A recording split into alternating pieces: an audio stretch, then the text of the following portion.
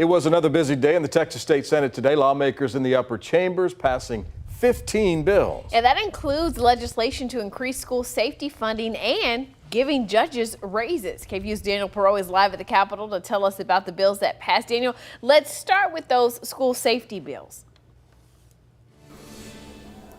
Ashley and Brian, Senate Bill 260 builds off of a law that lawmakers passed last session. It increases both the per campus and per student school safety allotment to the tune of $500 million. Back in 2023, state lawmakers passed House Bill 3 in response to the Robb Elementary School shooting in Uvalde. A gunman killed 19 children and their 2 teachers. That bill required all public schools to have at least one armed guard on campus and mental health training for certain district employees. School districts have struggled to pay for that mandate. SB 260 would double the amount of money that the state gives each school district for safety improvements from $15,000 to $30,000 per campus, and increase the amount of per student funding for safety from $10 to $20. The Senate also passed Senate Bill 293 that would give district judges a 15% pay raise that's less than the 30% that the Chief Justice of the state Supreme Court called for in his State of the Judiciary address last month. But with that raise comes accountability changes. SB 293 also modifies the process for how complaints against judges are handled by the State Commission on Judicial Conduct.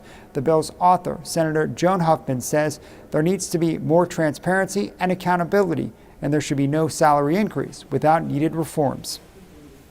It's troubling to see instances where judges appear to stray from upholding the law as it's written, undermining the trust we place in our legal system.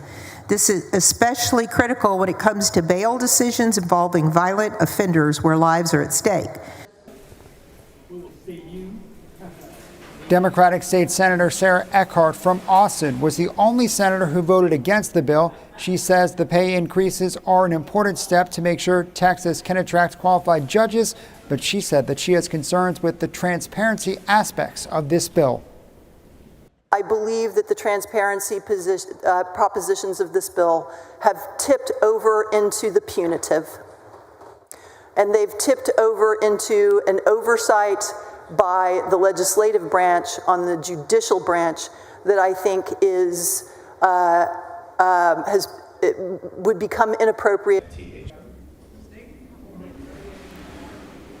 Right now, Texas ranks 48th out of 50 for how much judges are paid. The bill now heads to the House for consideration.